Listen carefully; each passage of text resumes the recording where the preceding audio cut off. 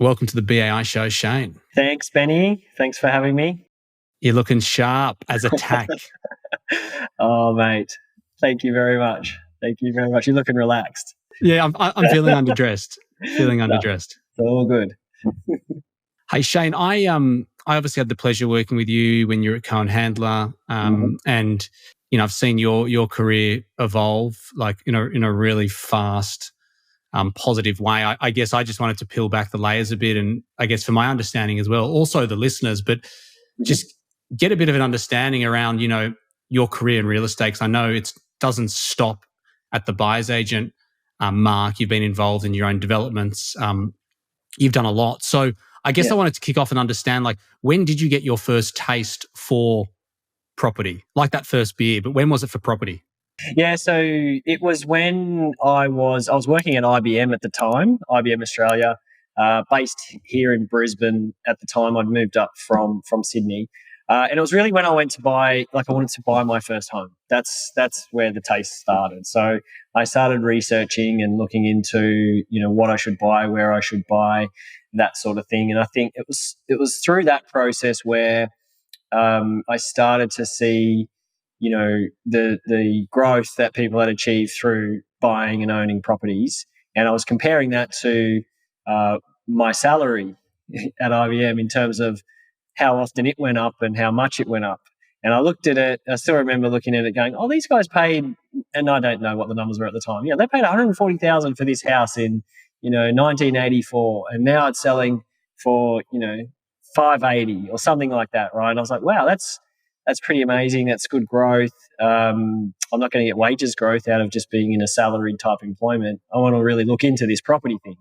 And that's kind of what got me kicked off and, had me start to investigate it further and try and work out, what it was that I could potentially be doing in that space. I also had a very, burning desire to find something that I enjoyed doing. So whilst, IT was something I went into straight out of uni, that was mostly because I think, as often our parents do, suggest to go and get a good job with a good sized company that's safe and secure. So that's what I did when I left uni. But I was very quickly realizing that it wasn't something that I was passionate about and that I loved. And I'd sort of developed that belief in myself that if I was really going to get along in life, that I needed to find something I was passionate about and that I enjoyed. And I guess I was, so in a sense, searching for it as well. And those two worlds combined when I started looking to buy a house for myself. That's how it all started. I love it. So I want to talk about IBM in a sec, but specifically, what was it about property, as an asset class, that was attractive to you? Was it the capital growth? Was it the passive income? Was there something that really stood out for you? Yeah, so there was a few things. I mean, I had been used to working in an office as well, and property got me outside. So that's one thing. I really just had liked being out and about and, looking around and understanding areas and suburbs. And, that I guess I felt a lot more inspired to do than look at a data center, for example. Everything happens indoors, and then it's just looking at something else that's indoors that's a rack of tin. And you're like, oh, yeah, that's exciting. So that sort of was one thing, just being out and about. I've always been outdoors and sporty sort of a person. And then I guess the capital growth is what initially drew me to property, that I was really interested in that capital growth. And then, as I guess delved into that a little bit further, it was, oh, wow, you can actually manufacture equity or manufacture capital growth as well, this concept of property development. And that's where I really got interested in that as well, because I was, I'll be open about it, I was pretty heavily focused on creating wealth. So I really wanted to create financial freedom for my family, and I felt that property provided a couple of avenues. I didn't have any expertise around shares or markets or trading, and I guess the other option is run a business, and that combined with property though is what really got me interested in it. Yeah, nice. So what originally got you into IBM? Okay, yeah, that's an interesting one. So I did a business degree at uni, and I went into uni not knowing what I wanted to do after it.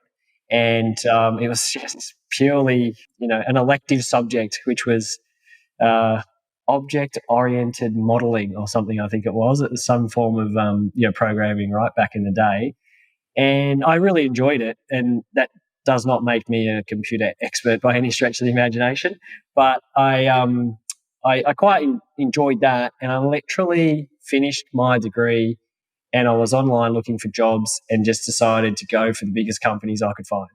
So I went for, I think it was like Cadbury or something. Cadbury Schweppes had a job, Sony had a job, and IBM. And so, like, these were just sort of some of the major corporations. So I wasn't necessarily interested in IT, but I guess I'd done that one subject. Back when I was at uni, Ben, and this will tell my age, I couldn't type. I was flat out typing when I went to uni. I hand wrote most of my assignments. And it was and some of my classmates hated me for it because they'd be all neat and typed up, and I would handwrite it the night before and often get better marks. but yeah, so that there was no real connection to computers otherwise, except for that sort of final subject. I did end up going and doing a touch typing course in my holidays at uni, so I learnt to type, so I wasn't so slow. But that's really what got me into IT. And at the time, so I grew up in the country New South Wales. I went to uni in Wagga Wagga, which is I guess big country town. The interviews for IBM were in Sydney. I had to travel up. The first interview was, I think it was a half a day, or it might have even been full day. And there was like a couple hundred people, literally. And you were put into all different sorts of situations, to see how you'd work as a group, see how you'd solve problems. There were some individual tests. There were all sorts of, and then if you got through that round, you got invited back a couple of weeks later to do another kind of, level of assessment. So that's what ended up happening, and that's what got me into IBM. So yeah, I guess what drew me to it was, had an inkling that I did a computer subject that was interesting, and just wanted to go for one of the biggest companies I could find. And at the time, IBM was, kind of like what Google is today. I guess it was like one of the biggest and most well-known IT companies in the planet, basically. Interesting. Yeah. Did you learn something specifically from that that time in your life working big corporate? Dealing with so many different styles of people. Like, is there anything specifically there that you've then transitioned and brought into now running your business that you've been able to, I guess, leverage from? Or 100%, and that's something that I never realized until I'd left IBM as well. So being a company of that size, the level of training and mentoring and development that you got there was significant. And they also had, I guess they had quite high standards that you had to maintain. IBM was like the benchmark. If you could get into work for IBM, that's where people wanted to be. And so and I guess when I say we, my wife, that's where we met at IBM. We reflect on it now. She's been to other jobs in other IT corporations, and funnily finds herself back now with a big multinational, because they tend to operate in a very similar way at high level corporate businesses. I guess there's a lot of smart people there, a lot of people that I guess are very strategic, and they do well in what they do. They've got a lot of integrity. And that's why they rise to the top levels in those organizations. So I got to learn to be around that level of holding yourself to account and responsibility, and doing things to a certain level of standard. And then it was the work ethic as well. I mean, it was still a joke. If you went home at 5 o'clock at IBM, it was like, "Oh, what are you doing, a half day?" That was kind of a running joke for a while. And I still remember, we worked on tenders till midnight. Like, we worked through the morning sometimes. There were things that were just due and had to be done, and you'd stay back till 7, 8 o'clock at night, and then you'd go home. Like, it's just a work ethic there, I think, as well, that it was kind of expected. It's because that's what everyone there that was doing, that was sort of wanted to go somewhere. So there were a lot of things, yeah.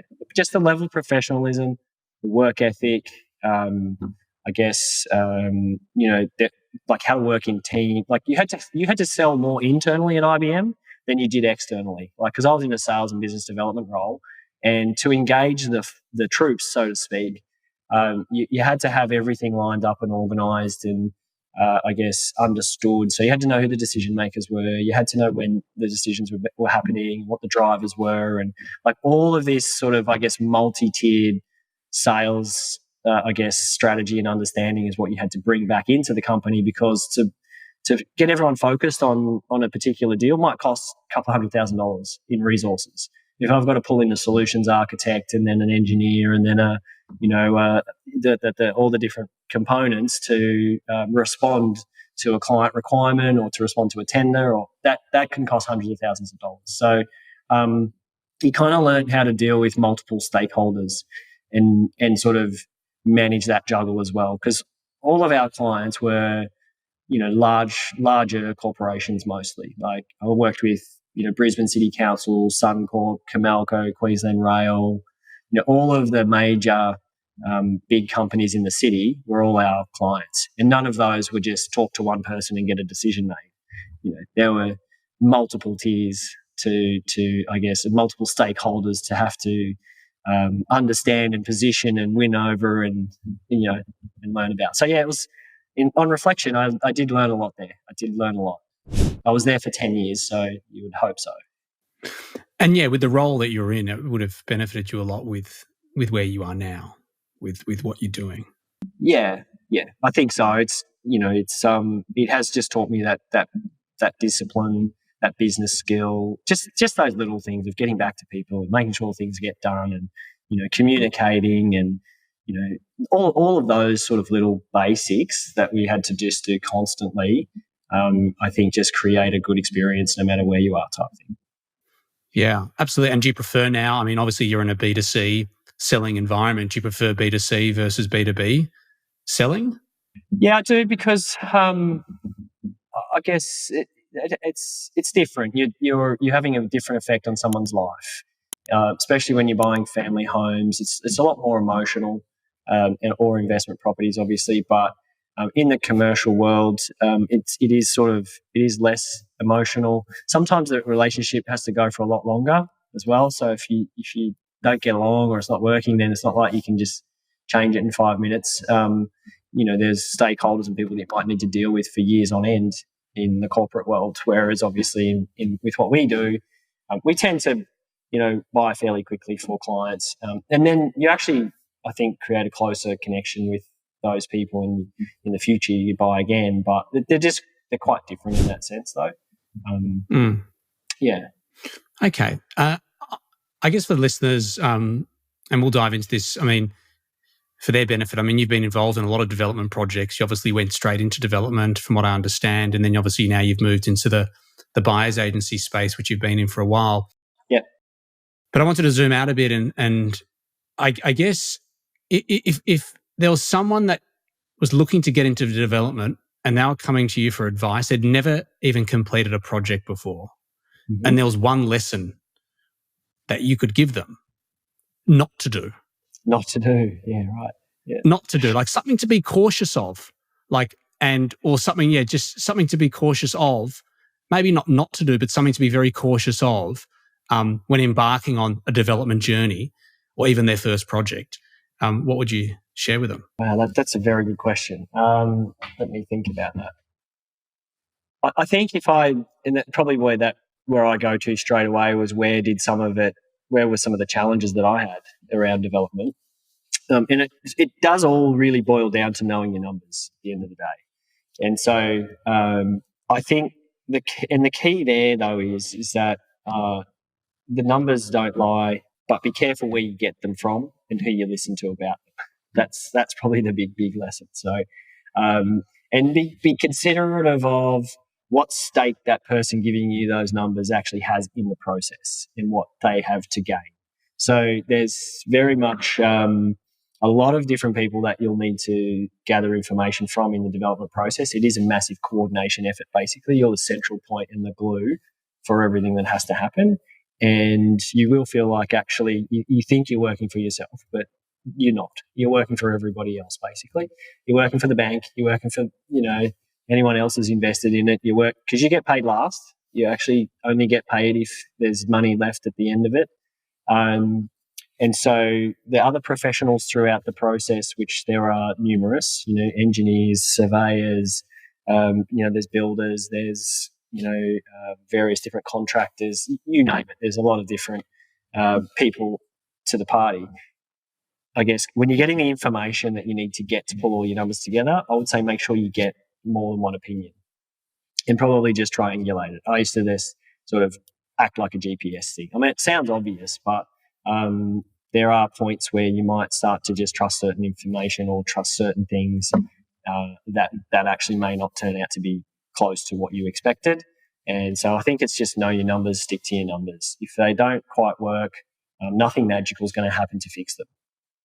I mean, well, I shouldn't say nothing, but just assume nothing, because I think if you bought a site in Brisbane a year ago, then a lot of magical things happen to help you if you stuffed up. If you kind of overpaid for something a year and a half, 2 years ago, you were sort of forgiven for it, which I think that time's coming to an end where the truth will be revealed. So yeah, I like that. It's good advice. How was the development journey for you? I know you were involved in a lot, and I know I came from a corporate development background, but I do know that private developers, like, there's this, I guess, appearance that they all just crush it and yes. very wealthy, and it's just the thing to do in property, right? But I mean, I guess looking under your blanket around, what you saw and what you experienced, ups and downs. I mean, what's been your perspective, as a developer? Yeah, I mean, we did a lot of smaller projects. So, and by smaller, I mean things like splitter blocks, where you split a block into two lots, you sell the land or you build on it and sell it. Little townhouse projects where there might be 3 or 4 townhouses. The biggest one that I undertook was a 9-unit development. So I guess I sort of, in the early days, I stuck to the same type of project. And I think that has its merits if you stick to the same type, and you'll start to get to be really clear on all of those numbers that I was mentioning before, and you'll know, exactly what works and exactly what doesn't. And I guess having the benefit now of having been through multiple different types of developments, and then now often providing a service to developers to buy sites for them, I can see that the guys that have done really well tend to stick to their knitting, so to speak. Whereas I was trying a lot of different things because I was trying to get multiple things happening. We had 20 at once going at one point.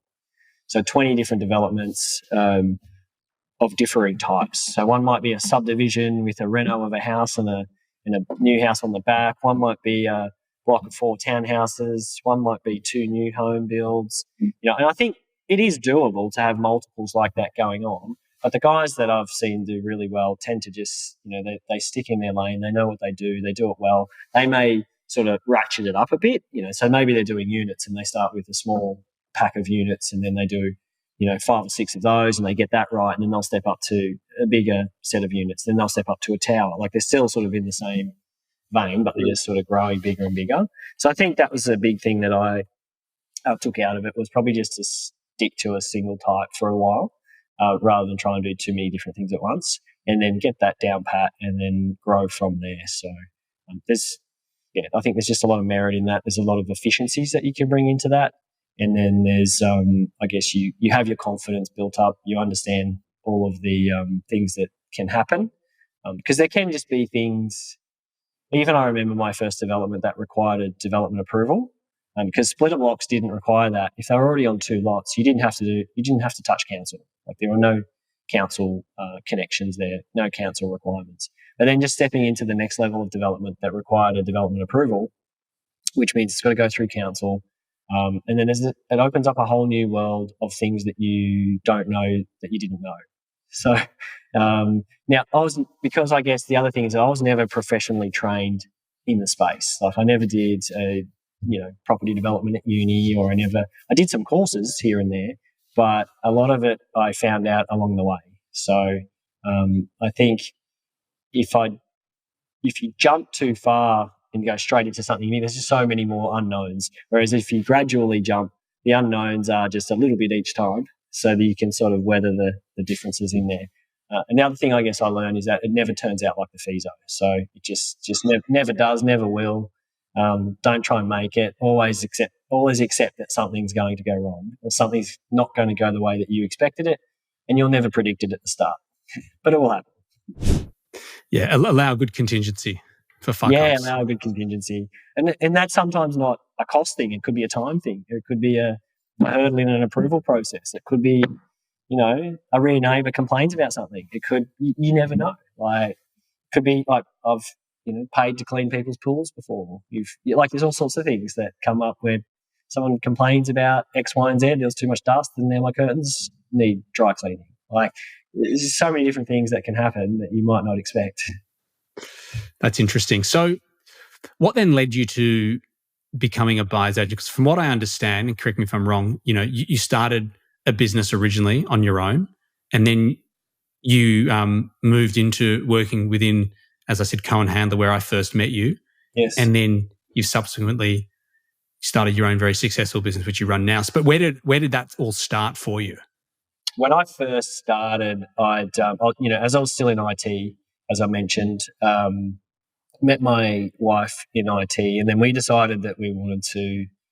We bought our first home. That's kind of where it kicked off, and then I wanted to do something a little bit more advanced. So I bought a block of land to build a house on to make a profit from. That was the goal. So we had that going. That the GFC came along and sort of changed that a little bit. We ended up moving in, and about a year after, though, we drew the equity out of the house. So we created quite a good amount of equity in it, and that was my step then to go and start something in property. So I decided if I could cover my income for a couple of years and have that sort of put aside, I would make the move from IT into property. Now, I was fairly naive. The reason I wanted to make the jump at the time was that we had a 1-year-old daughter, and so I didn't want to wait, until she was 5 and they were in schools, and I sort of felt that would be too risky, and there's a bit more cost then, and that sort of stuff. So I wanted to make a move when the girls, I have 2 daughters now, but when our first child was young, so that, because I knew I would take a hit in my pay. I was on a good pay at IBM. So that's when we made that equity, we made the jump. I had no business plan. I just was like, I'm just going to put deals together and do JVs, it'll work out. And that's when I found myself sitting in the office in the newly built house that we developed, now supposedly free because I had money in the bank for a couple of years, going, what am I going to do now? And that's when I started the personal development path, actually, because I was looking at everything. I couldn't make any projects stack at the time. But I'm like, well, someone's making money out of renovation because that guy's going well, and someone's making money out of that, and someone's making money out of that. So why can't I find anything that stacks up? So I went on the personal development journey of thinking, well, it's got to be more around my mindset. I'm the common denominator, so it must be something to do here with me. So I started doing a lot of personal development. And then sort of not getting into that, but then a lady from IBM asked me to help her with a purchase, which I did. And then she said, how do I pay you? I said, I don't know. I don't have any services or anything set up. And she came to me with an envelope with cash in it. And she said, I looked up what you did. You did what a buyer's agent does. I'm like, oh, okay. That sounds pretty cool. So I looked it up, and then I did all my licensing, and I got it all licensed as a buyer's agent and set up a buyer's agency then with the purpose of, finding sites. And I would find the site as a buyer's agent, and then I would do a joint venture with people on the development side, and I would run the project. So that kicked off in 2009-10 and went through to 2018. At the start, I was spending most of my time putting deals together, and then you put a deal together, and then it's, okay, I've got to manage it. And then as gradually I sort of built it up, I was sort of spending 95% of my time running the projects. And that was, say, 2016, 17 sort of time frame where I'm like, I really got no time to find any sites, no time to be out hunting for properties. But I had other people in the business helping with some of that as well. We had more and more people wanting to do projects with us. So anyway, we kept going. But then we went through quite a big change in the market around 2014 here in Brisbane. I remember at the time APRA changed the rules to lend to investors. So we had that unit block finishing that was all investors. So we left kind of hanging there with this unit block that took about a year to sell the last sort of 3 or 4 units in. So that was getting a bit challenging. And then we had rising construction costs through that period as well, because there was, prior to that, a lot of units being built in Brisbane, towers. They were sucking all the trades in. And so all the costs were going up for our projects, for our construction side of it. And but the end sales weren't going up. So we didn't have the situation like we did the last 2 years where all the construction costs were going up, but so was year end sale. Like that was saving people in the last couple of years. We didn't have that. So we got into a really tight squeeze on a lot of projects, and it became not very fun at all. And I started to look to find other help with the projects. So I met with someone at the time at Cohen Handler and asked if I could, refer clients over to them, because I didn't have the capacity to take on some of these new clients. And that's how that discussion started. And then I started winding down the 4 or 5 projects that I had. And at the time, I had a discussion, and it was like, well, what are you going to do now? I decided I was going to focus more on being a buyer's agent. I'd done a SWOT analysis on myself, interviewed some friends as well, and the consensus was that I like going fast. I'm a bit of a bull at a gate. Let's go. But sometimes I miss the detail that I should, if I was, really good at development, that I would pick up on. So I might be better at just acquisitions. And then I was speaking to CH at the time, and they said, well, why don't you come and join us? And so that seemed like a good idea, because my brand name and my business was all around development, and I would focus a bit more on just regular buying of properties for people. So joined CH for a couple of years, and then I guess having gotten used to running my own business for 7 or 8 years, I just really got that desire again to go back into running my own business. So I made that change back into our own business in January 2020. So that's kind of the journey, right? So just before COVID, which was, cool. But I signed on some clients pretty quickly, got up and running quite fast, had some medical clients at the time, so they weren't too scared off by COVID, and they were still in good positions and ready to buy. So we're able to still transact through the period. And then actually, because I'd been through some very extremely stressful times through the development side of the business, and when COVID came, that felt like a walk in the park, really. It was like, oh, cool, whatever. So I went the opposite. I just went, let's go harder, instead of like waiting for everything to happen and seeing what goes and what happens. So I actually hired my first team member then, and then literally within a couple of months after that, another one. And so, yeah, we just decided to, pedal to the metal through COVID and just push as hard as we could to, find more people that we could still help and keep growing the business. It's phenomenal. It's a good journey. And I guess as well, like you also have taken a big, turn with your business, in the sense of you were focused, from what I understand, on a lot of development initially with your business, Locate. And now, I guess, correct me if I'm wrong, but you focus very heavily on family home buyers as well now, right? Yeah, that's correct. I reviewed the business after a little 6 or 8 months, and we would sign on what we call a primary residence buyer, a family home buyer, and say we brought on a developer at the same time, and we worked out fairly quickly, if we did the same amount of work in the first week, we would have 10 options for the homeowner, and we might not have anything for the developer. But the developer, that could last 6 months with nothing that's decent. And then I think, so that was one thing. We could actually provide more options and a better service. But the other key thing that was a hidden benefit was that the level of appreciation and fulfillment that I felt from helping a home buyer was, extremely satisfying, versus, not that I don't enjoy helping the developers, but they're less emotional, and it's less,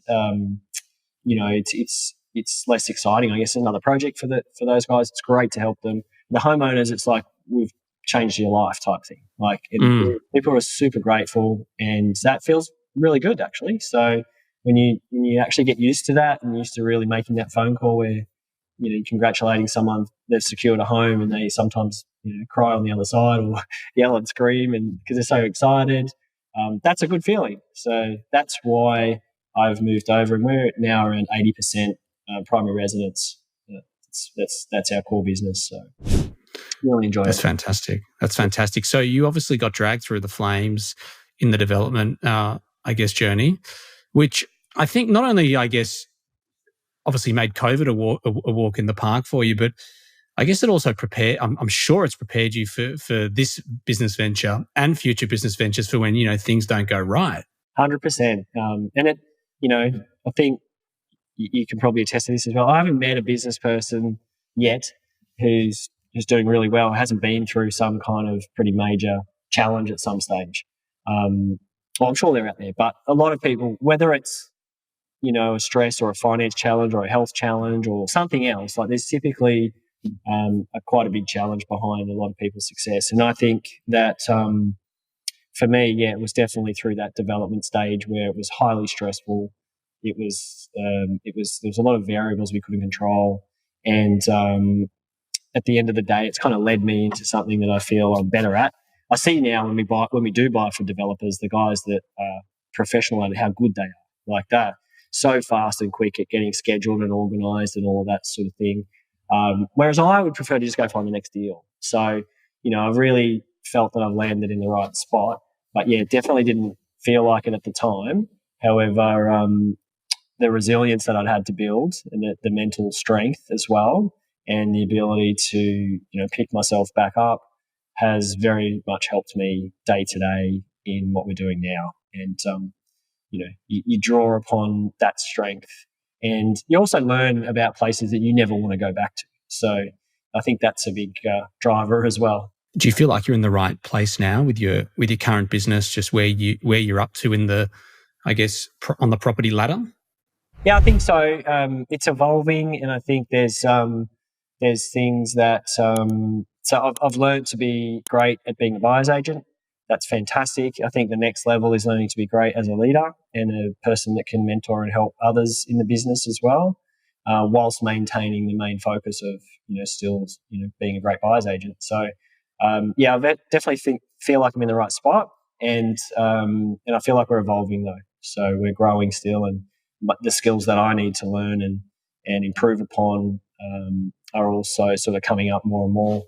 So it's not just a set and forget, like this is what we're doing now, just day in, day out, it's the same. I still think there's a lot of growth to be had. Unreal. Well, Shane, I've enjoyed this conversation. You bring a lot to the table. I think with a lot of the lessons you've learned and just a lot of the transactions, the skill, the knowledge that you've, cultivated over the time. So where can people find you if they want to reach out? Just up on our website. That's probably the best place to go, which is www.locatebuyersagency.com.au.